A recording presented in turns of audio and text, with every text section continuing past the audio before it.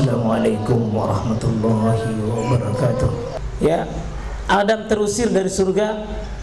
Satu dosanya saja, Pak. Satu dosanya. Satu dosa, tapi dia bermaksiat sama Allah, Zat yang Rahman yang Rahim, diusir. Kesedihan, musibah. Dia sudah dapat nikmat, terusir. Ya, karena itu Pak, kalau kita sudah dapat harta tapi tidak tenang, ada dosa. Rumah besar tapi gelisah, dosa.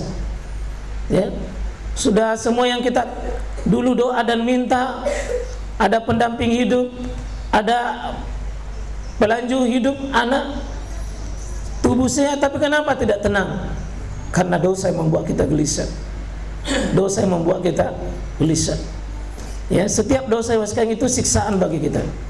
Setiap satu dosa itu akan menjadi dosa, menjadi sumber kesedihan bagi kita.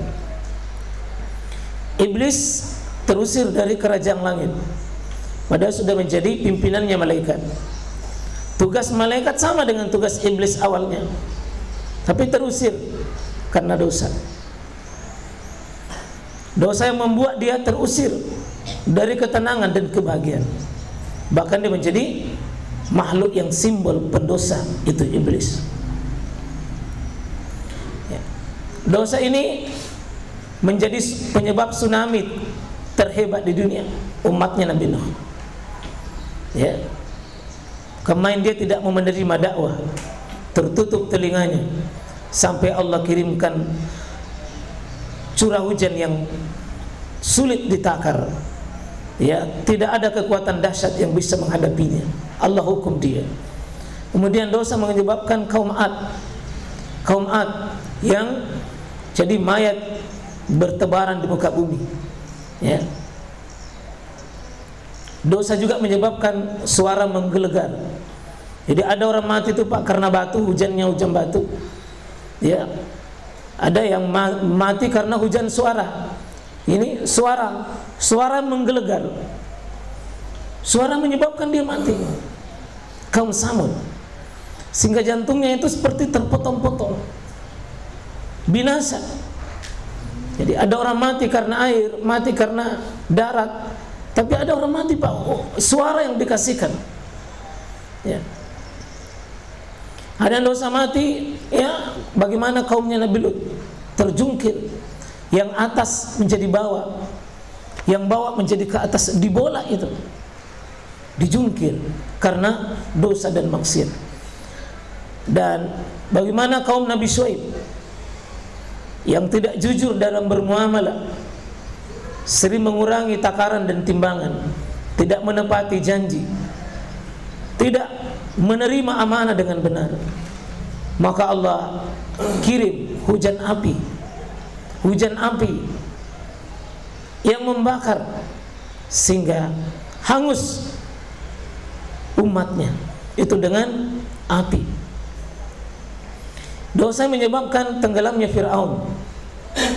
Dia bisa bikin istana di atas air, tapi justru di atas air dia pula juga mati dengan air.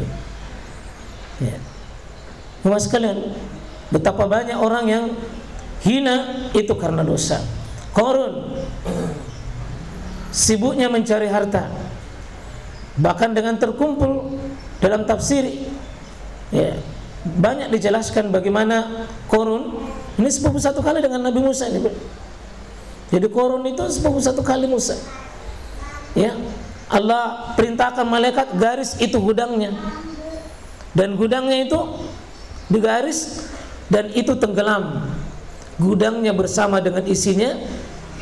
Dan menurut hitungan kasar, ratusan ekor kuda, tepatnya kurang lebih 300 ekor kuda baru bisa angkat kunci gudangnya itu Qarun. Itu baru kuncinya Pak.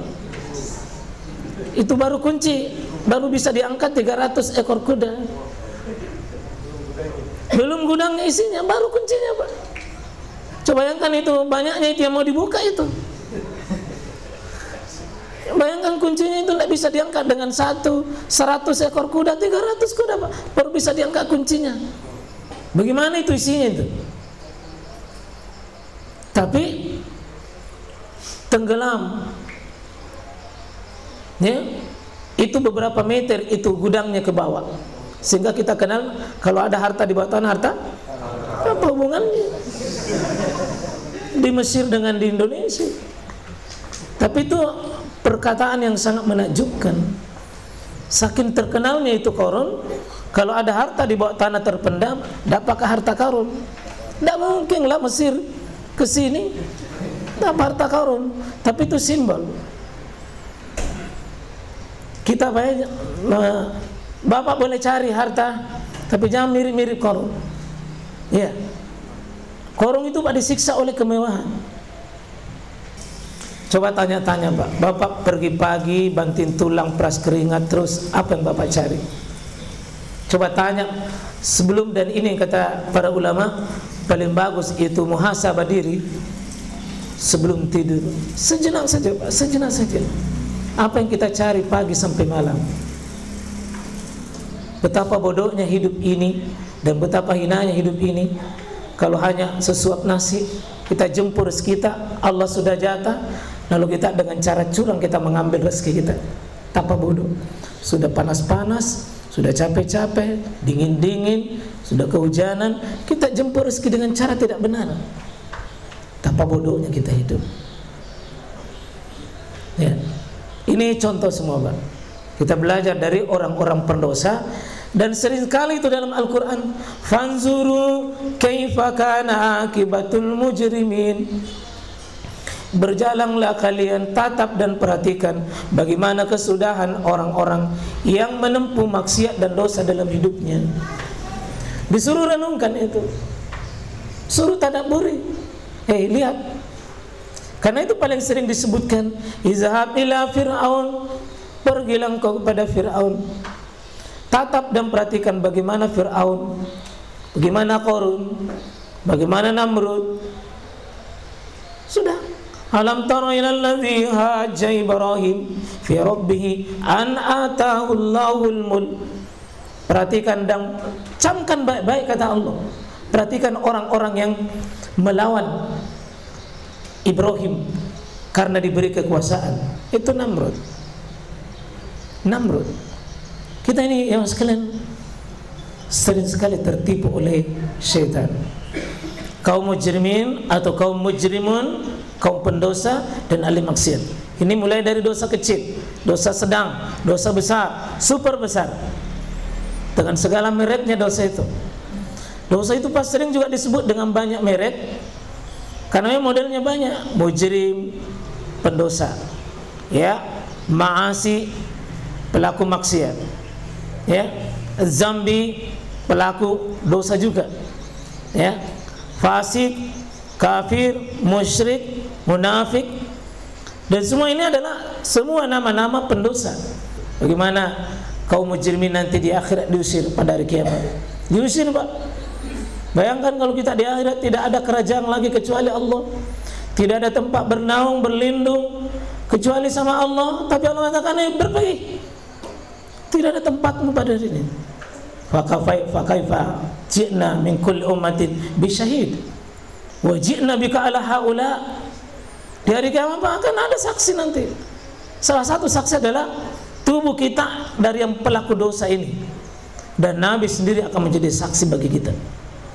Bagaimana sunnah ini dimatikan, bagaimana sunnah ini dilecehkan, bagaimana sunnah ini kita diamkan, lalu kita tidak ada yang bicara tentang sunnah.